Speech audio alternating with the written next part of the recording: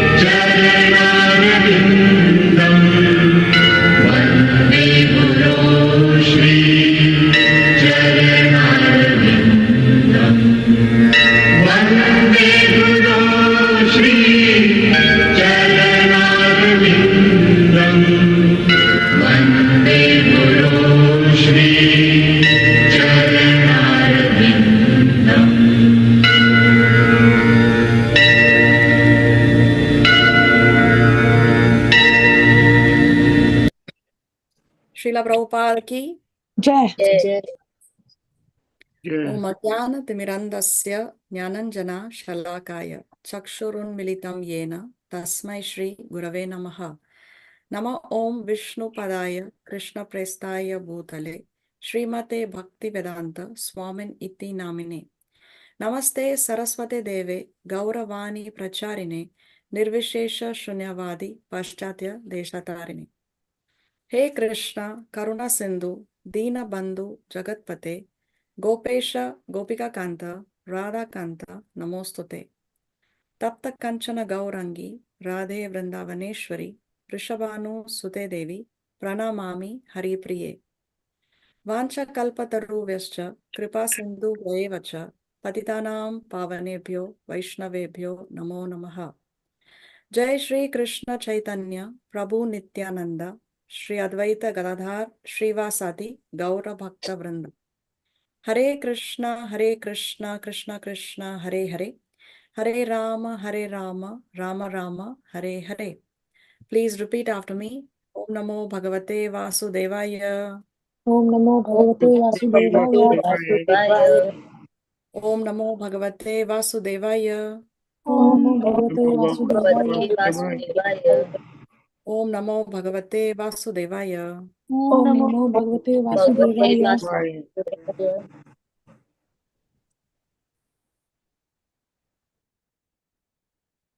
Okay, so we welcome all of you to our weekly Bhagavad Gita classes. We have with us here Auntie Nita, Shivani, Aja, Dipti Adnani, Disha Melwani, Divya, Durga Prasad, Jagriti, Joli Nandwani, Karuna Jadwani.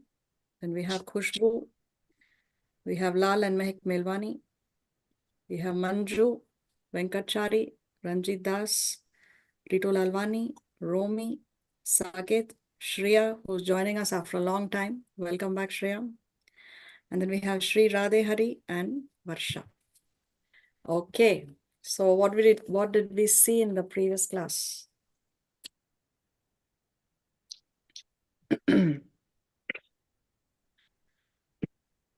Hare Krishna, sir. Hare Krishna. We are reading the chapter 11.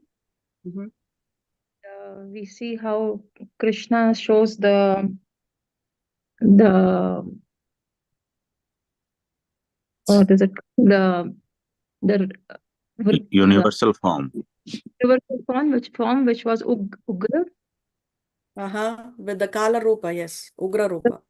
Ugra Rupa, and how Arjuna did not expect to see this. Yes, And very you also gave us, we also learned the examples, the analogies with the moth and the river flowing. When saw when Arjuna saw the people dying in the mouth of Krishna, entering into the mouth of Krishna, Mhm. how full teeth, he was scared, how he was scared. Then Yes. we also saw the importance of time. We can recover wealth, we can recover any other thing, but not time. How important time is, Yes. and that Krishna is the subduer of time. Yes. Then we also saw how Abhimanyu was killed, how Krishna saves his devotees, and he's always there with his devotees. We also learned that the devotees also go through a hard time, not because we are devotees, so we don't face problems in our lives. If we face problems in our lives, we should know, and we know that Krishna is there, always there with us. And whatever he gives or he doesn't give, it's because it's for the benefit of his devotee. Yes, And very nice.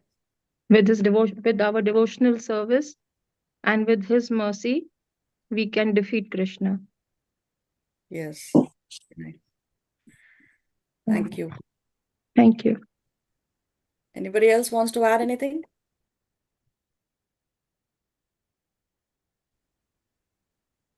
What are the two questions Arjuna asks Krishna?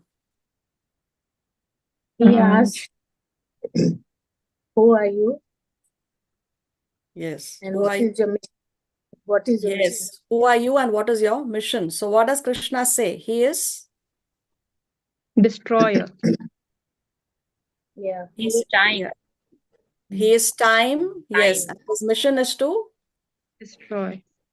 His mission is to destroy, isn't it? So Krishna wants Arjuna to simply fight the war and just be an instrument, isn't it? That is very, very crucial lesson.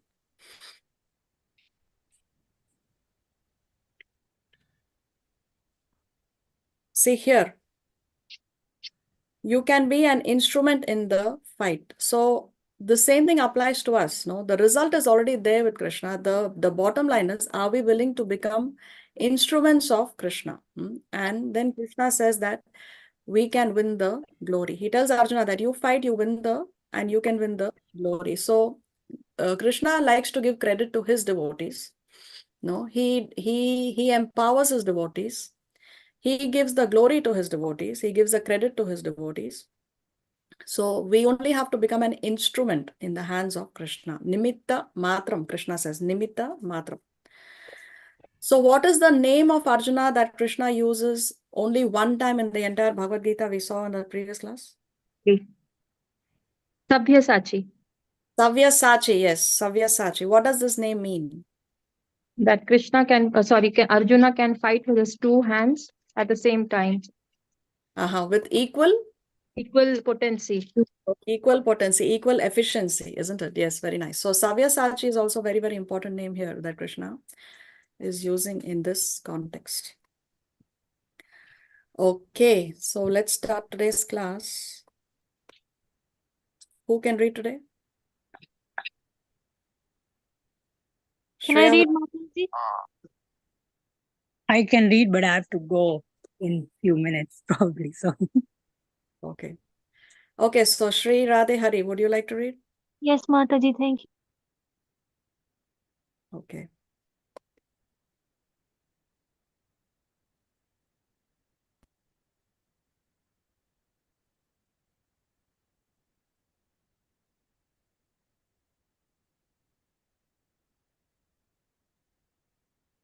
Let's hear the verse. द्रोणं च भीष्मं च जयद्रथं च कर्णं तथान्यानपि योधवीरान् मया हतांस्त्वं जहिमा व्यथिष्ठा युध्यस्व जेतासि रणे सपत्नान्. Hare Krishna. Drone, Bhishma, Jayadratha, Karna, and the other great warriors have already been destroyed by me. Therefore, kill them and do not be disturbed. Simply fight, and you will vanquish your enemies in battle. Hare Krishna. So Krishna is mentioning the warriors that are going to be killed, no? He's saying that Drona, Bhishma, Jayadratha, Karna, and the other great warriors have already been destroyed by me. So see, Krishna is mentioning the prominent names here so that Arjuna does not have to be concerned about how he's going to defeat these great warriors, no? Drona, of course, is the spiritual master of Arjuna. He's the one who taught Arjuna the art of archery and other things. No, he's the teacher. Bhishma has this blessing. No, he is blessed that he can choose when he wants to die. So how can Arjuna kill him? Karna, of course, we know that he is another formidable warrior. He is actually the son of the sun god. Of course, it was not revealed at the time of the war to Arjuna, but Karna also was a formidable warrior. Now, Jayadratha here, this name Jayadratha, he was not a very great warrior. He was not such a formidable, he was not such a threat. But then Jayadratha had a boon. He had received a boon from Lord Shiva that he would be able to keep all the Pandavas at bay, will be able to simultaneously fight all the Pandavas for one day. That was one boon that he had received. All the Pandavas except Arjuna. So this was the boon that he had received, and that's the reason why this name Jayadratha Krishna is mentioning. See, previously also in verse number 26, Krishna mentioned warriors that he would be killing, that would be dead in the war. But that time he doesn't mention Jayadratha. Nor does Duryodhan mention Jayadratha in the first chapter. In the first chapter, Duryodhan mentioned the prominent warriors on both parties, both the sides. At that time, Jayadratha he had not mentioned. So actually, he is not such a formidable warrior, but he plays a crucial role also in this war because he was responsible for the killing of whom? Which warrior on the Pandava side? Abhimanyu. Abhimanyu, isn't it? Abhimanyu. Yes, the Mm. killing of Abhimanyu can be said that it's the turning point of the war. Because after Abhimanyu was killed, see, before the war began, both parties had come to an agreement that these are the set of rules and regulations, no, that there will be no war after sunset and the war will begin after sunrise and one warrior will fight one warrior at a time, no, and both of them should be on their respectable, like if one is with a chariot and the other is without the chariot, then you cannot attack. So like that, the rules and regulations were charted out before the war began. But at that time, then even finally, they made one rule, which is that if one party, if the Pandava said that if you people break the rules, if the Kauravas were to break the rules, then the Pandavas also will not follow the rules because they knew that they are fighting against a side who have the tendency to cheat. No, they also cheated in the gambling match. So what happened is in this killing of Abhimanyu, the Kauravas had broken one of the rules of the war. Which was that? The 5 or 6 warriors together they fought with a single Abhimanyu. 6 warriors simultaneously fought with Abhimanyu. So that was a time when the Kauravas had broken the rule. And therefore, after that, the Pandavas also, they did not have to follow the rules because that was the agreement that was reached upon before the war started. So that is the reason why Dronacharya was killed the way he was killed and Karna was killed the way he was killed, no? Because this killing of Abhimanyu was the turning point. So anyway, Krishna has mentioned that you don't have to worry about these warriors. They have already been destroyed by me. Therefore, kill them and do not be disturbed. Simply fight and you will vanquish your enemies in battle. So you just do your duty. You just be my instrument and you will be able to be victorious. So if we do what we can do, Krishna empowers us to do what we cannot do. No, Arjuna could think that how am I going to kill these great warriors? But he just has to do what he can do. He could fight the war. He's a Kshatriya. It's his duty to fight. So he just had to fight. And then Krishna empowered him to do what he would not otherwise be able to do. This is the lesson we get from this verse. Okay, so now in this section, we see a set of prayers that Arjuna offers. Totally, there are a set of 11 prayers, no? These prayers can be split up into glorification. Then he's offering obeisances. Then Arjuna apologizes to Krishna. And then Arjuna has a request. So a total of 11 prayers. And the mood in which you see Arjuna here, you will never see him in this mood in any other part of the Bhagavad Gita. Only here, exclusively here, after he has seen the universal form, that you can see this particular mood of Arjuna. So let's see what this is all about. Sanjaya Uvacha Etachritva Vachanam Keshavasya Kritanjalirvepamanah Kiriti Namaskritva Bhuya Evaha Krishnam Sagadgadam Bhita Bhita Pranamya. Sanjay said to Yudhishthira, O king, after hearing these words from the Supreme Personality of Godhead, the trembling Arjuna offered obeisances with folded hands again and again. He fearfully spoke to Lord Krishna in a flattering voice as follows. Hare Krishna.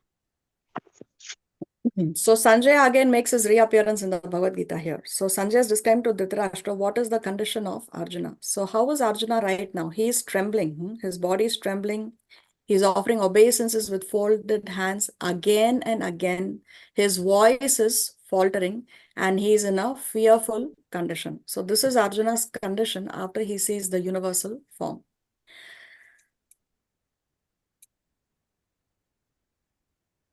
By what name is Arjuna referred to in this verse? Kesavasya. Keshava. Where is that? Yeah. No, that is a name of Krishna, Keshava. But by what name is Arjuna being referred to in this verse? Kirti? Kiriti. Kiriti, yes. Kiriti means what? Fame. Kshatriya. Glory. No, no, Kshatriya. not in this context.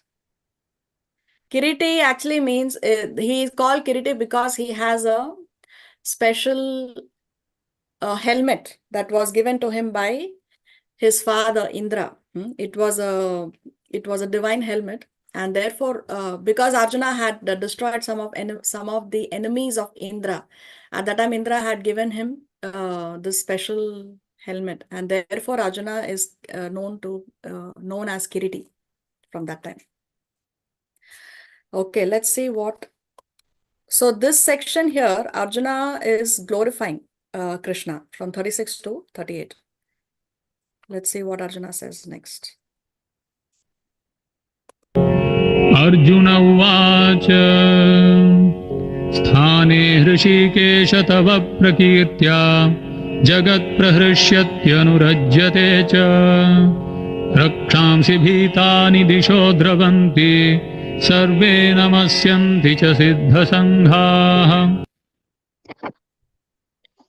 O great one, greater even than Brahma, you are the original creator. Why then should they not offer their respectful obeisances unto you, O limitless one God No, of all that Sorry? Arjuna said, I'm Sorry? sorry, we missed I was on the wrong screen. Can you read 36? Yeah, Arjuna said, O master of the senses, the world becomes joyful upon hearing your name, and thus everyone becomes attached to you. Although the perfected beings offer you their respectful homage, the demons are afraid and they flee here and there. All this is rightly done. Hare Krishna. So Arjuna said, O master of the senses. What name of Krishna means that he's a master of the senses? Rishikesh. Rishikesha. Very nice. So he's saying, O master of the senses, the world becomes joyful upon hearing your name, and thus everyone becomes attached to you. So see, there are two things that happen when one hears the holy name. What is it? We become joyful and we become attached to Krishna. This is the whole, this is the reason why we chanting, no, there is a lot of emphasis given in our Shastra on chanting the holy name. There is a lot of potency in chanting the holy name. It is the It is the most important devotional service. Hearing and chanting, Shravanam and Kirtanam. So Arjuna is saying the world becomes joyful upon hearing your name, and thus, because they are becoming joyful, they become attached to Krishna. Then, although the perfected beings offer you their respectful homage, the demons are afraid. So the perfected beings, the siddhas, those who are engaging in sadhana bhakti, they are respectful, and the demons on the other side, they are afraid and they flee here and there. And then Arjuna says, all this is rightly done. So he says that it is only appropriate, no, that the siddhas are offering their respectful homage to you, O Rishikesha, and that the demons are afraid of you and they are flying here, they are fleeing here and there.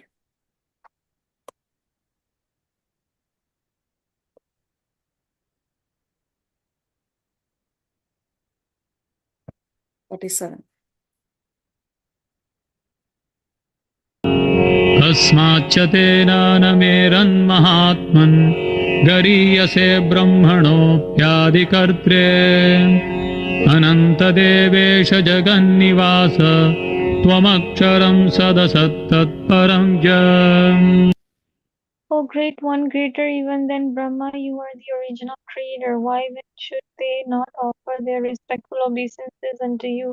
O limitless one, God of gods, refugee of the universe, you are the invincible source, the cause of all causes, transcendental to this material manifestation. Hare Krishna. So Arjuna is saying, O great one, greater even than Brahma, you are the original creator. So yes, Brahma is the creator, but Brahma is the created creator. The original creator is Krishna. Because we have already discussed how Krishna's first expansion in the material world is Mahavishnu. From the breathing of Mahavishnu, universes are created. Then Mahavishnu expands as Garbhodakashai Vishnu. Garbhodakashai Vishnu enters into each universe. And then from Garbhodakashai Vishnu comes Kshirodakashai Vishnu, or the Paramatma, who enters into the heart of every living entity. And it is from the navel of Garbhodakashai Vishnu that a lotus springs up, and from that lotus appears Lord Brahma. So yes, Brahma is the creator, but he is the created creator. So Arjuna is saying, oh great one, greater even than Brahma, you are the original creator. Why then should they not offer their respectful obeisances unto you? So it is only appropriate that they are all offering obeisances unto you, because you are the original creator. O limitless one, Ananta, God of gods, Devesha, refuge of the universe, Jagan Nivasa. You are the invincible source. You are Aksharam. No? You are imperishable. You are the cause of all causes, Sat Asat. And you are Param. You are transcendental to this material manifestation. So here we see how Arjuna is glorifying Krishna in this set of verses.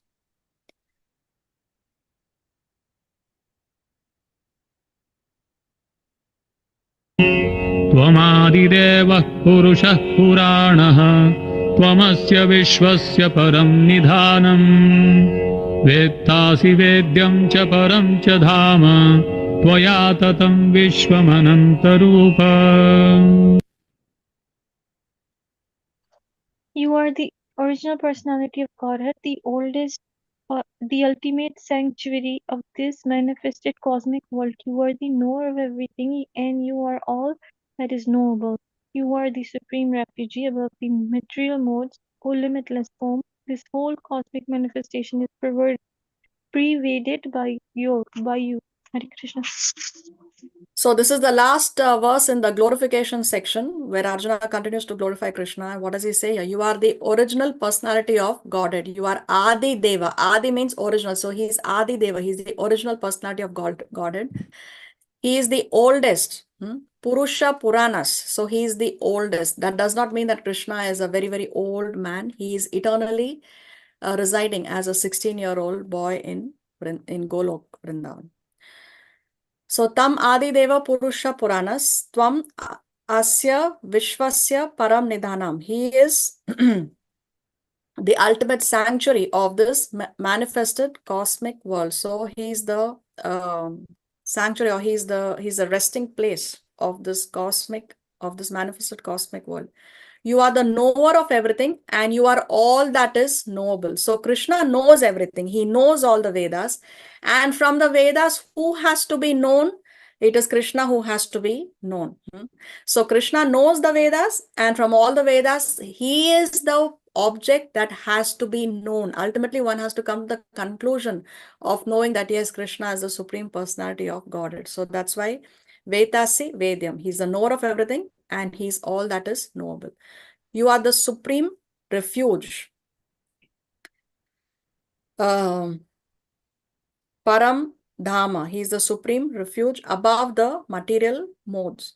O limitless form, O Ananta Rupa, this whole cosmic manifestation is pervaded by you. From you, Tvaya Tatam Vishwam, this whole Vishwam, this whole cosmic manifestation is pervaded by you, Arjuna is saying. Now, for the next two verses, Arjuna offers obeisances to the universal form. वायुर्यमोऽग्निर्वरुणः शशाङ्कः प्रजापतिस्त्वं प्रपितामहश्च नमो नमस्तेऽस्तु सहस्रकृत्वः पुनश्च भूयोऽपि नमो नमस्ते.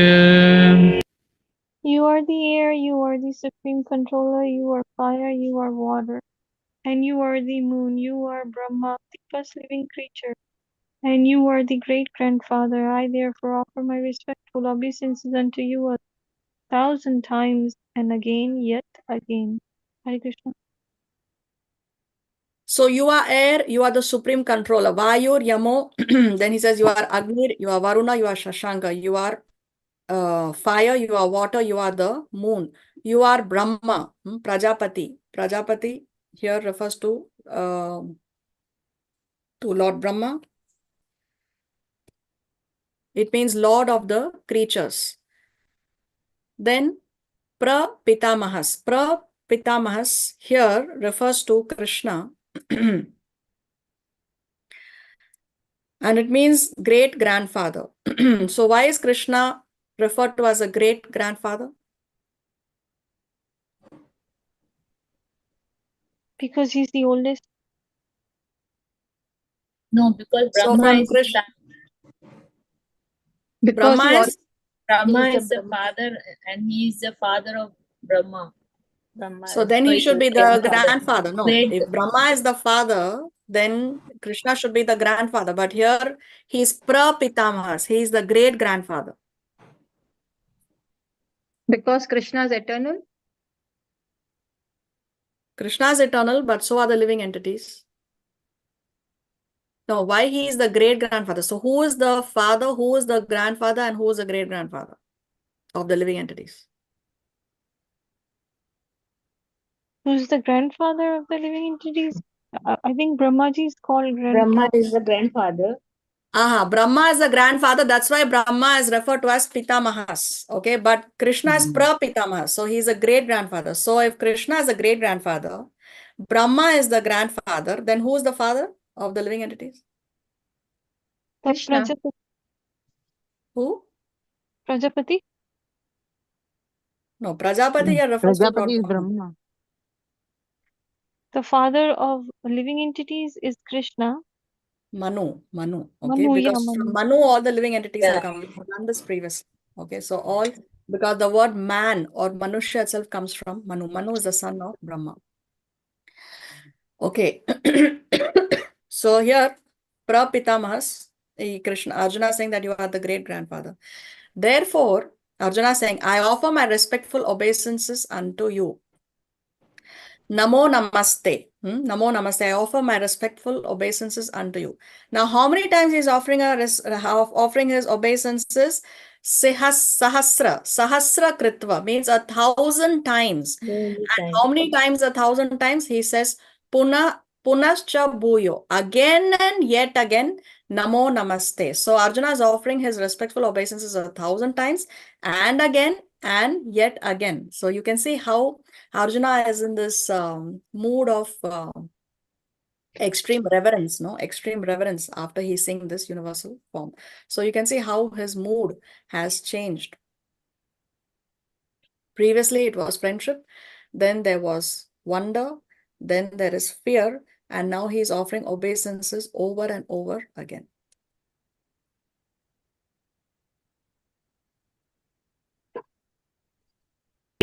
नमः पुरस्तादथ पृष्ठतस्ते नमोऽस्तु ते सर्वत एव सर्वम् अनन्तवीर्यामितविक्रमस्त्वं सर्वं समाप्नोषि ततोऽसि सर्वः. We say this to you from the front, from behind, from all sides, O unbounded power. You are the master of limitless might. You are all pervading, and thus you are everything. Hare Krishna. So Arjuna previously said that he is offering his respectful obeisances again and again 1,000 times. And here he is saying how he is offering obeisances from the front, from behind, and from all sides. Why? Because he can see the universe. Wherever he turns, he is only seeing the universal form. He is not able to see the sky at all. No, the universal form has covered everything. So therefore, he is saying, I'm offering obeisances to you from the front, from behind, and from all sides. So you see, even offering obeisances to the universal form is difficult. Where to offer obeisances? No. So how can one have an intimate relationship with the universal form? Therefore, this universal form, this form of Krishna is not something that devotees are attracted to. Neither is Krishna interested in showing this universal form to his devotees. You cannot embrace, you cannot have an intimate relationship with this universal form. You cannot, Arjuna is having difficulty even offering obeisances. So he's saying, I'm offering you obeisances from the front, from behind, and from all sides. Oh, unbounded power. You are the master of limitless might. He says that you are Ananta Virya. See, Ananta Virya, you have unlimited potency and you are Amita Vikramas. You have unlimited force. Because you are Ananta Virya and you are Amita Vikramas, therefore, you are everything. Krishna is saying, you are Sarva, you are everything. I'm sorry, Arjuna says, not Krishna. 41 and 42 is together. सखेति मत्वा प्रसभं यदुक्तं हे कृष्ण हे यादव हे सखेति अजानता महिमानं तवेदं मया प्रमादात् प्रणयेन वापि यच्चाहवासार्थमसत्कृतोऽसि विहारशय्यासनभोजनेषु एकोऽथवाप्यच्युत तत्समक्षं तत्क्षामये त्वामहमप्रमेयम्. Thinking of you as my friend, I have already addressed you, O Krishna, O Yadava, my friend. Not knowing your glories, please forgive whatever I may have done in madness or in love. I have dishonored you many times, jesting as we relaxed, lay on the same bed, or sat on, or ate together, sometimes alone and sometimes in front of many friends. O infallible one, please excuse me for all other offenses. Hare Krishna. Now, what is Arjuna saying next? Thinking of you as my friend, I have rashly addressed you as O Krishna, O Yadava, O my friend. So Arjuna is saying that he has inappropriately addressed Krishna, thinking that he is his friend. So he's saying, Sakheti, I addressed you as O my friend. I addressed you as Hey Krishna, Hey Yadava, Hey Sakheti. Thinking that you are my friend, I addressed you as O Krishna, O Yadava, O Sakheti, O my friend. So if one has to respectfully address, then he didn't address him as Shri Krishna. He said, O Krishna, no? O Yadava. Yadava means he is a member of the Yadu dynasty. He's only a member of the Yadu dynasty. He is not the king. Who's the king at that time? Ugrasena was crowned the king, no? After Kamsa was killed. So he's saying that like you're a member of the Yadu dynasty. Hey, Sakheti, oh my friend. And why did he address him inappropriately? He says that he was not knowing the glories of Krishna. Arjuna was unaware of the glories of Krishna. Ajanata Mahimanam. He says, I did not know your Mahima. I did not know your glories. Therefore, I have inappropriately addressed you in this way. And he has done this because out of either pramadat or pranayena, out of either foolishness or out of love. Sometimes out of foolishness, out of madness, or in love, he has inappropriately addressed Krishna, Arjuna is saying. Now, not only has he addressed him in an inappropriate way, Arjuna says that he has even done inappropriate things. Asat krito. Asat krito means he has even behaved. No, he has even done inappropriate things. What are the inappropriate things that he has done? Arjuna says, he says, I have dishonored you many times, jesting as we relaxed, lay on the same bed, sat or ate together, sometimes alone and sometimes in front of many friends. So Arjuna is saying that by laying on the same bed as Krishna, by sitting and eating with him, also he has behaved in an inappropriate way. Then he addresses him as Achyuta. Achyuta means infallible, one who never makes any mistakes. Oh, infallible one, please excuse me for all those offenses. So he's addressing him as Achyuta, as infallible, saying that yes, you are infallible, but I am not infallible. I am not someone who can never make mistakes. I can make mistakes. So there, you are perfect. I am not perfect. So therefore, please excuse me for all these offenses, Arjuna is saying.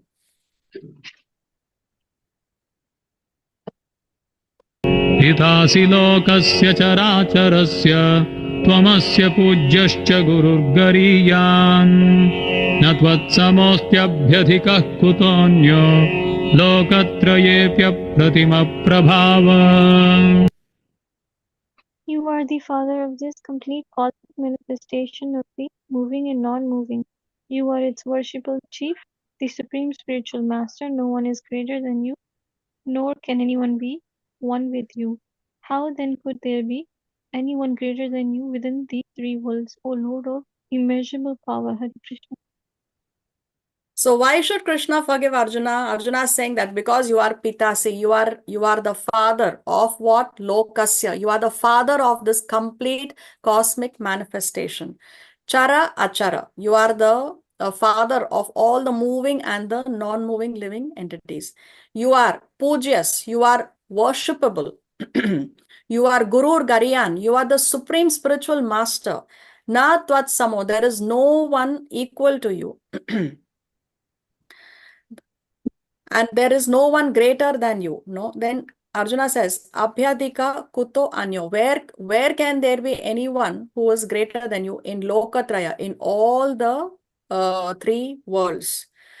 Then he says that you are apratima prabhava. You have immeasurable power. So Arjuna is saying that you please forgive me because you are the father of this entire cosmic manifestation. You are the father of all the moving and the non-moving living entities. Now, what do you mean by moving and non-moving living entities? The non-moving living entities are?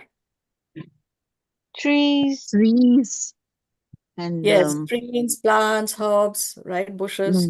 So these yes, are all the non-moving living entities. And moving living entities are fishes, human. birds, animals, yeah. human beings, etc. Right? So he's saying that you are the lord of the Chara and Achara, moving and the non-moving living entities. You are the worshipable chief. You are the supreme spiritual master. No one is greater than you, nor can anyone be one with you. How then could there be anyone greater than you within the three worlds, O Lord of immeasurable power? So therefore, please forgive me.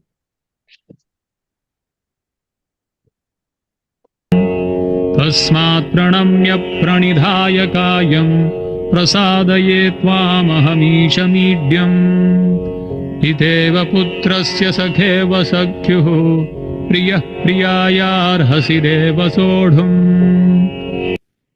You are the supreme Lord to be worshipped by every living being. Thus I fall down to offer you my respectful obeisances and ask your mercy as a father tolerates the impudence of his son, a friend, the impertinence of a friend or a husband, the familiarity of his wife. Please tolerate the wrongs I may have done you, Hare Krishna.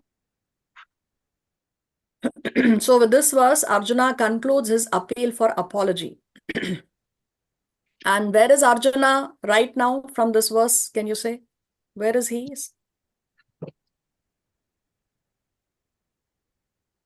From this verse? On the floor. On the floor. Very nice. How, from which part of the verse can you say that? Thus I fall down to offer you. Yes. Arjuna says, thus I fall down to offer you my respectful obeisance. So right now, Arjuna is on flat down on the ground, offering obeisances to Krishna, asking for his mercy. So see, he's giving 3 examples here. How a father forgives his son. Has a father tolerate the impudence of his son? So sometimes the son may speak rashly with the father, but the father tolerates the impudence of his son sometimes, and the father can forgive the son. Just as our friend, the impertinence of a friend. So sometimes as a friend also, out of friendship, one may be rude, or one may be rash, or one may not be very polite. So that time also a friend can forgive a friend. Or a husband, the familiarity of his wife. So say here, Piteva Putrasya, how the father forgives the son. Sakheva Sakyuhu, how the friend can forgive his friend. And then Priyaya. So Priyaya, if you see the synonyms here, it's lover, no? Priya. We say Priya means somebody who's very dear to you. So Priya means here in the synonyms, Prabhupada says lover. And Priyaya, he says dear most. But in the translation, Prabhupada says husband forgives the familiarity of his wife. So one may say, why? Why this difference? So if you see the rules of Sanskrit, Priya refers to, is masculine, refers to a male, and Priyaya would refer to a woman, refer to a female. Now in Vedic philosophy, there is no question of lovers. No, it's only husband-wife relationship that is authorized and bona fide according to our Shastra. So there is no question of a boyfriend and a girlfriend here forgiving each other. That's not possible that Krishna is talking about a boyfriend and a girlfriend. So definitely it is husband and wife. Therefore here Srila Prabhupada is saying husband, the familiarity of his wife. Now again one may say, why husband forgiving the wife? Now we have discussed how previously by nature men and women are different. Women are more women let their emotions control them. Women by nature are more emotional. Women by nature go by what the heart says, and the men by nature go by what the head says. And because a woman is more into emotions, therefore the duties of man and women are divided such that woman is more is given the responsibility of taking care of the home, the husband, the children, no, because there the emotions are required. There you need more patience, more love, more affection, no. And the man, the prescribed duty of a man is to economically maintain his family, and therefore for that you need to use the head more than the heart. We know very well that it's more easy to manipulate a woman than to manipulate a man, simply because a woman is all heart more than the head. No, the woman is the man is considered to be the head of the family, but the woman is the heart of the family. So because the women are prone to be manipulated, therefore women need to be protected always. Vedic system is women should always be protected so that they are not manipulated in the outside world, and people don't take advantage of their emotions. So when there is a protector and the protected species here is the woman, and the protector is the man. So obviously when somebody is a protector and the other is protected, the protector has is in other words also a controller. Also a controller. So therefore it says your husband tolerates the familiarity of his wife. Now one may ask, what about vice versa? What about the wife tolerating the familiarity of the husband? So see, in a relationship, if you do something for a friend, it's only natural that it is reciprocated by the opposite party. Not only a friend, but anybody in any relationship. What you do for another person will automatically be reciprocated in the same way. It is only natural that it happens. So because one is put here in a particular way, it's understood that it also works vice versa. So just as how a husband tolerates the impudence of his son, a friend the impertinence of a friend, or a husband the familiarity of his wife, please tolerate the wrongs I may have done to you, Arjuna is telling to Krishna.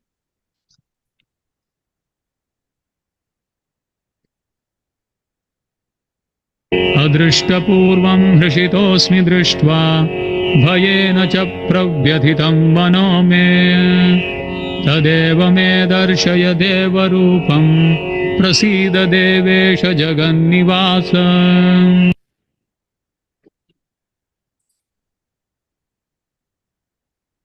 Hare Krishna.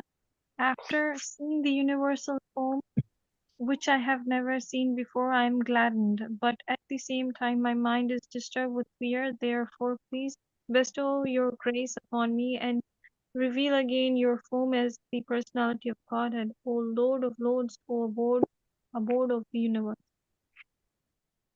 So Arjuna is repeating what Krishna said before. Adrishta Purvam. Adrishta Purvam means this universal form has never been seen before. Now we have already discussed how previously Krishna did show the universal form when he went as a peace messenger and also twice to Yashoda. But that universal form is different from this universal form. This universal form has that element which has imbibed fear in Arjuna. What is that element? The Kala Rupa, no? The Kala Rupa of the universal form, where Krishna is showing that all these warriors are getting smashed in his teeth, no? And there is blood. So that Kala Rupa of Krishna has never been seen before. So now what is Arjuna saying? That after seeing this universal form, which I have never seen before, I am gladdened. So yes, he's saying that he is Harshito, he is happy, but at the same time, his mind is very, very disturbed, with fear by seeing that Kala Rupa of the universal form. Therefore, now Arjuna is making a request in 45 and verse 45 and 46. Arjuna is making a request. What is a request? Arjuna is saying, please bestow your grace upon me and reveal again your form as the personality of Godhead. Show me the Deva Rupam. Arjuna is saying, Darshaya Deva Rupam. Show me your form as the personality of Godhead. O Devesha, O Lord of the Lords, O Jagan Nivasa, O abode of the universe. So Arjuna is requesting that please show me your Deva Rupam. Now Arjuna does not want to see this universal form anymore. He is so perturbed, he is so disturbed by that Kala Rupa. किरीटिनं गदिनं चक्रहस्तम् इच्छामि त्वां द्रष्टुमहं तथैव तेनैव रूपेण चतुर्भुजेन सहस्रबाहो भव विश्वमूर्ते O universal form, O thousand-armed Lord, I wish to see you in your four-armed form, with helmet head and club, wheel conch, and lotus flower in your hands. I long to see you in that form. Hare Krishna. So, O universal form, O thousand-armed Lord. Why is he referring to him as the thousand-armed Lord? Because he's seeing that in the Virat Rupa. In the universal form, he has thousands of arms. So he's calling him as Sahasrabaho, 1,000-armed Lord. I wish to see you in your four-armed form. So first Arjuna wants to see Krishna in his four-armed form. In the four arms, what does he carry? Club, wheel, conch, and lotus flower, and with helmeted head, with kiritinam. With the helmeted head, he wants to see his four-handed form in his hands. I long to see you in that form, Krishna. O universal form, Vishwamurte. So this is another name here. Vishwamurte, O universal form. So Arjuna's first request is, I want to see the four-handed form of the Lord. So see here, you can see how in this revelation, first Arjuna saw how the universal form is pervading everything, pervading all the directions. So if you want to use a metaphor, an example, let's say one is in a theater and watching a gigantic being. Let's say somebody is watching a movie on dinosaurs and you see these huge dinosaurs are coming on the screen. So he's seeing something like that, no? Sees the universal form pervading all directions. And what is Arjuna's reaction at that time? He is awestruck. He marvels at the all-pervasiveness of the universal form while noting that it is so effulgent, no? There is so much effulgence that it is difficult to observe, that he is not able to see because of the effulgence. But then later on, what does Arjuna see? He sees the unbearably bright universal form actually emanating destructive fire from the mouth. So it's like that gigantic being on the screen. No, now the dinosaur that's on the screen is actually destroying everything on its way. In that movie that we are seeing, we see the gigantic being is on a destructive rampage. Suddenly his emotion changes to fear. Then Arjuna sees the ghastly universal form devouring warriors on the battlefield. So that can be compared to that gigantic being actually destroying your own neighborhood. So let's say you're watching that movie on dinosaurs.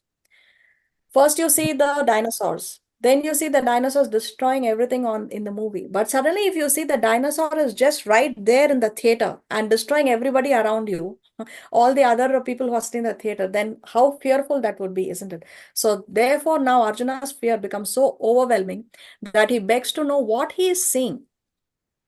After offering some prayers, he begs that the vision be stopped. So you can see how Arjuna's reactions um, are moving from marvel to fear to now to such an extent. So he is so overwhelmed that he doesn't want to see it anymore. So do Arjuna's prayers alter the mood of his relationship with Krishna? So contextually, yes, Arjuna offers obeisances repeatedly and apologizes fervently. So yes, for that particular time, no, that temporary period, yes, his mood is changing. His relationship has changed with Krishna because he's repeatedly offering obeisance. He's down flat on the floor and he says that he's offering obeisances over and over and over again. But overall, no, because after this, post this section, then again you will see how Arjuna continues to ask the important questions to Krishna, and how Krishna also does not use that the fact that he has now shown his universal form and says that, okay, now you see who I really am, therefore you just follow what I'm saying. No, neither that does Krishna force Arjuna after showing the universal form to fight the war. What Arjuna ultimately, this discussion continues, and in the last chapter we will see ultimately it all leads to Arjuna freely choosing. No, so he uses his free will. He out of his own choice says that yes, I will fight the war. So Arjuna freely chooses to harmonize Krishna's will. So overall, it does not alter the relationship with Krishna. Only yes, in this context, temporarily, yes. But after the section, again, it comes back to normal. So now we will see the last section of this chapter, and we will see how Krishna responds to Arjuna's request. श्रीभगवानुवाच मया प्रसन्नेन तवार्जुनेदं रूपं परं दर्शितमात्मयोगा तेजोमयं विश्वमनन्तमाद्यं यन्मे त्वदन्येन न दृष्टपूर्वम्. The Supreme Personality of Godhead said, my dear Arjun, happily I shown you by my internal potency this supreme universal form within the material world. No one before you has ever seen this primeval form, unlimited and full of glaring effulgence. Hare Krishna. The Supreme Personality of Godhead said, Shri Bhagavan Uvacha. Now, what is Krishna saying? My dear Arjuna, happily I have shown you by my internal potency. Rupam Param Darshitam. I have shown you this universal form, Atma Yoga, by my internal potency. With this supreme universal form within the material world. No one before you has ever seen this primal form, unlimited and full of glaring effulgence. So this is like Krishna is telling Arjuna, what happened? You only requested to see this universal form and I obliged very happily. And now again you're saying that you do not want to see this form. So this is, the Acharyas explained, it's like Krishna joking with Arjuna. That you were the one who wanted to see, now you don't want to see. So let's see what happens next. In 3 verses, Krishna is responding to Arjuna's request.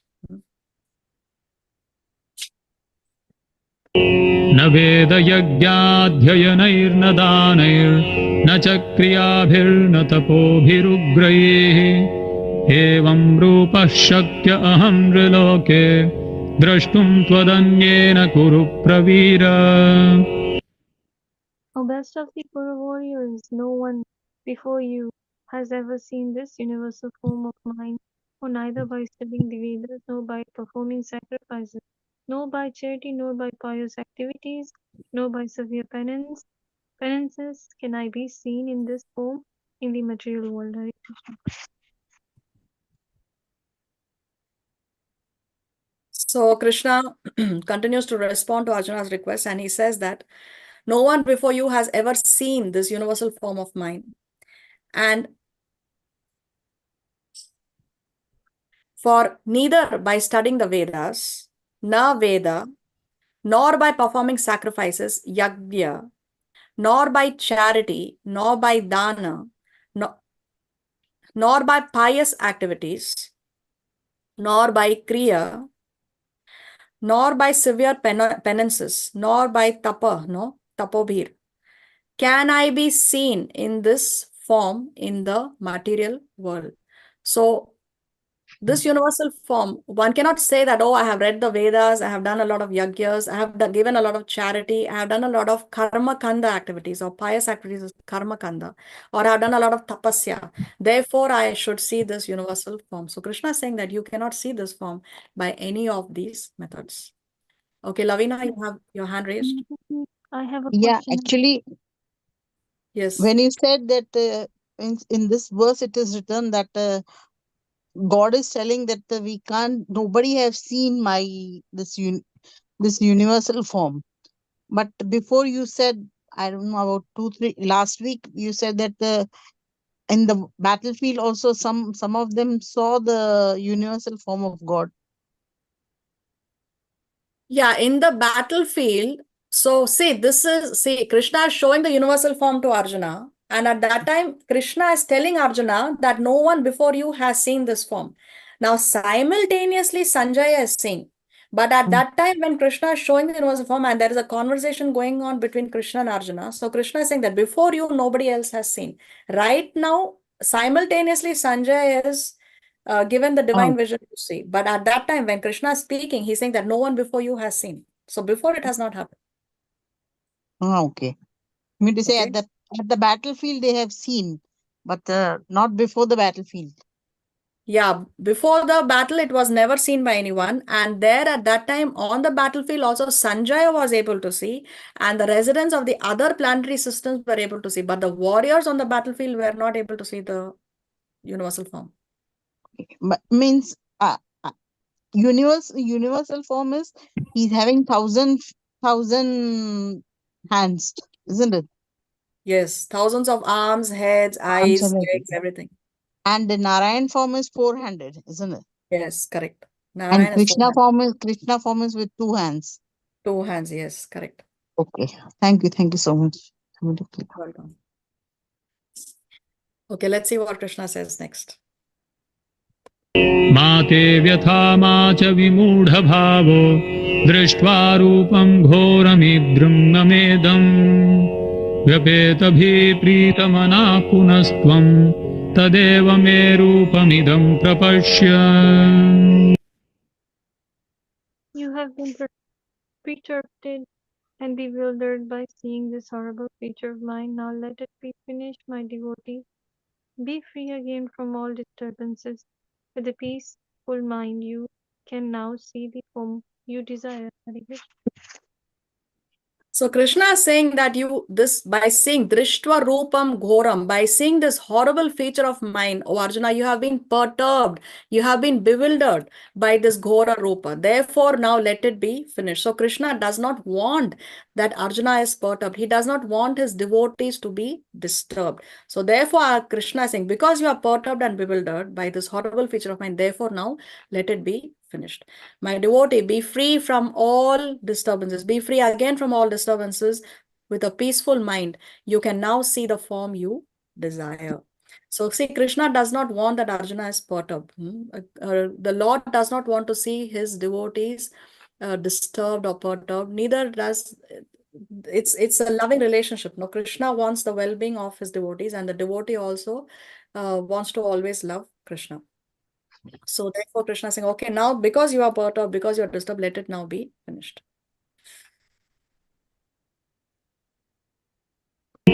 Sanjay उवाच इत्यर्जुनं वासुदेवस्तथोक्त्वा स्वकं रूपं दर्शयामास भूयः आश्वासयामास च भीतमेनं भूत्वा पुनः सौम्य वपुर्महात्मा. Sanjay said to Yudhishthira, the Supreme Personality of Godhead Krishna, having spoken thus to Arjuna, displayed his real four-armed form, and at last showed his two-armed form. thus encouraging the fearful Arjuna. Sanjaya said to Dhritarashtra. Now Sanjaya is describing to Dhritarashtra. What is it that Krishna did? So what did Krishna do? The Supreme Personality of Godhead Krishna, having spoken thus to Arjuna, displayed his real four-armed form. So Swakam Rupam Darshayam. He showed him his Swakam Rupam. He showed him his real four-armed form. And at last, then what did he show? His two-armed form. Saumya Vapur. Saumya Vapur. Saumya means that is something that is very beautiful. No? So the two-handed form of Krishna is the most beautiful. Most beautiful. So then after showing the four-handed form, after showing the Swakam Rupam, then Krishna showed the Saumya Rupa, Saumya Vapur. He showed his two-armed form, thus encouraging the fearful Arjuna. So, yes, Krishna did comply to Arjuna's request. He showed him his four-handed form and then he showed him his two-handed form, something like this. You can see this very nice, beautiful painting. The four-armed form here and then the two-armed form here. Let's see 51. Arjun उवाच दृष्ट्वेदं मानुषं रूपं तव सौम्यं जनार्दन इदानीमस्मि संवृत्तः सचेताः प्रकृतिं गतः. When Arjuna thus saw Krishna in his original form, he said, O Janardana, seeing this human-like form so very beautiful, I am now composed in mind, and I am restored to my original nature. Hare Krishna. So see how Arjuna has changed also. No, previously he was very disturbed, very perturbed. He was fearful. Now Arjuna is saying that I am composed in mind. I am composed in mind.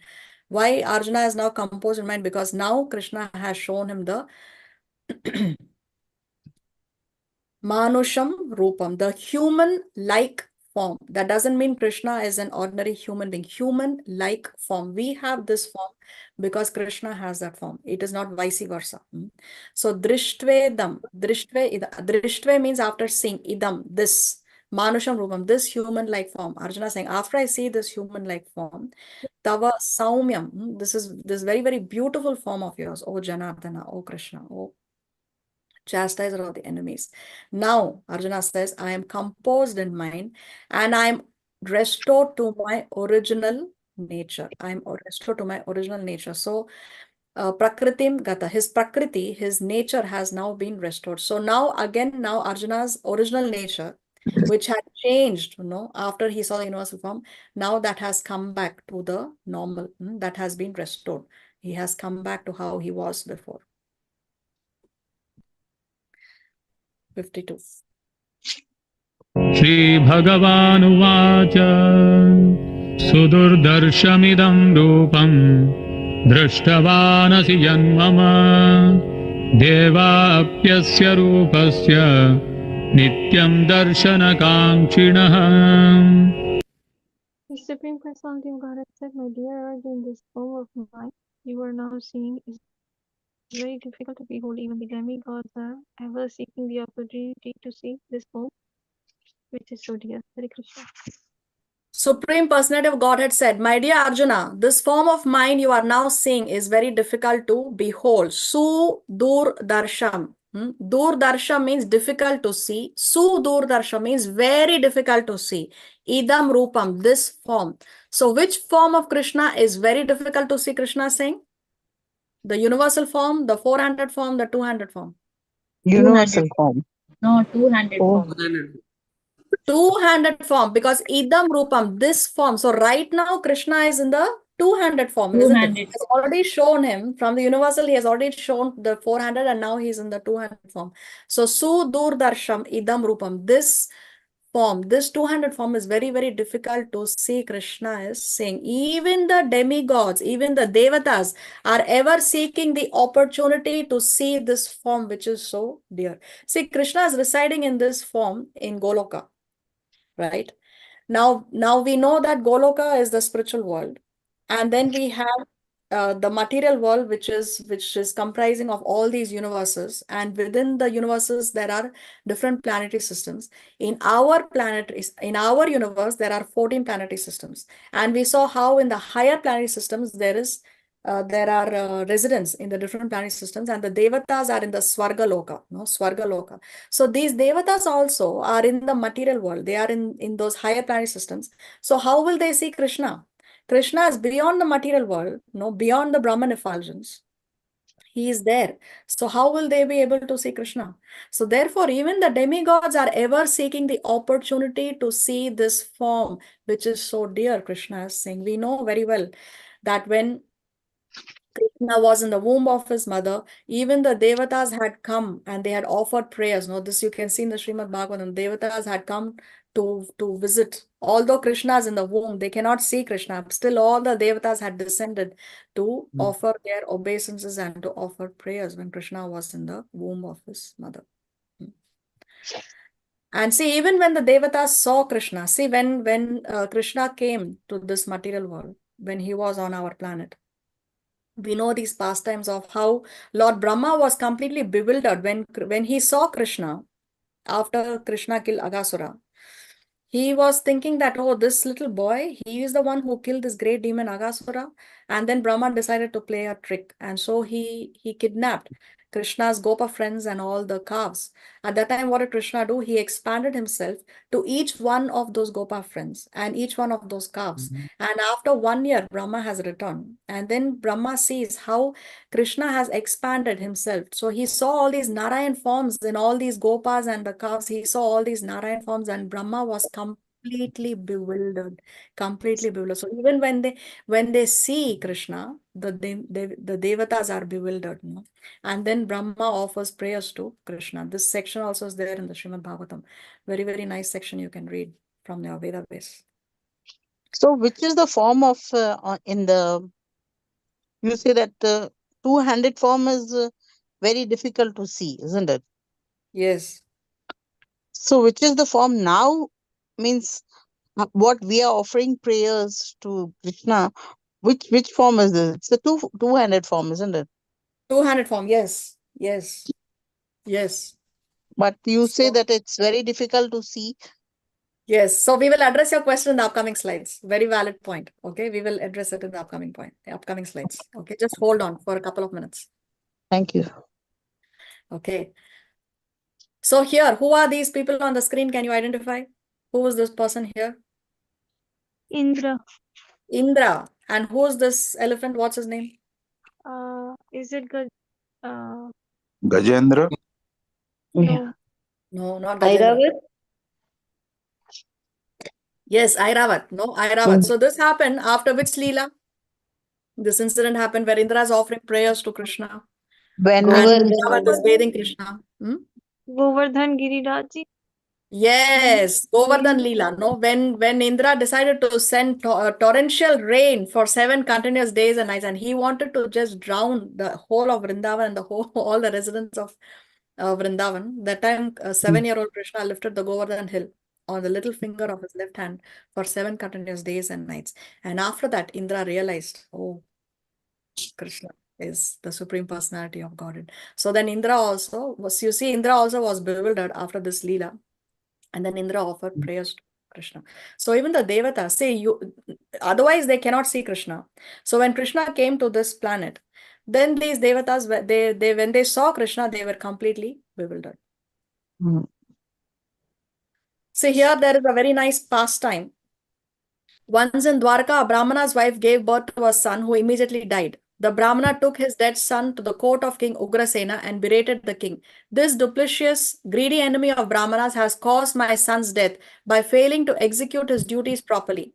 The same misfortune continued to befall the Brahmana, and each time he would bring his dead infant's body to the royal court and berate the king. When the 9th son died at birth, Arjuna happened to hear the Brahmana's complaint, and he said, "My lord, I will protect your progeny, and if I fail, I will enter fire to atone for my sin."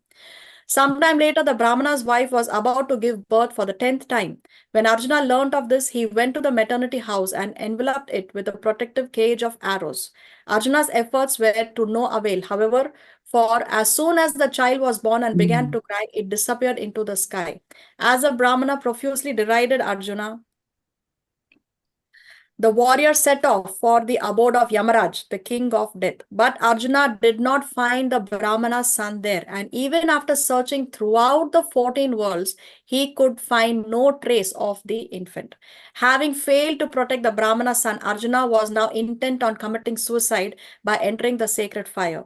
But just as he was about to do so, Lord Krishna stopped him and said, I will show you the Brahmana's son, so please do not despise yourself like this. Lord Krishna then took Arjuna unto his transcendental chariot, and the two of them crossed over the 7 universal islands with their 7 oceans, passed over the Loka mountain range, and entered the region of dense darkness. Since the horses could not find their way, Krishna sent his blazing Sudarshan disk ahead to pierce the gloom. Gradually, they came to the water of the causal ocean, within which they found the city of Lord Mahavishnu. There they saw the 1,000-hooded serpent Ananta. Upon him lay Mahavishnu. The great Lord greeted Sri Krishna and Arjuna, saying, I brought the Brahmana's sons here simply because I wanted to see the two of you. Please continue to benefit the people in general by exemplifying religious behavior in your forms of Nara Narayana Rishi. Lord Krishna and Arjuna then took the Brahmana's sons, went back to Dwaraka, and returned the infants to their father. Having directly experienced the greatness of Sri Krishna, Arjuna was amazed. He concluded that only by the Lord's mercy can a living being exhibit any power or opulence. So why are we saying this story here? What is the context? Is because Mahavishnu himself also played this trick. He brought the Brahmana sons because he wanted to see Krishna and Arjuna. So even Mahavishnu is hankering to see Krishna and his devotee.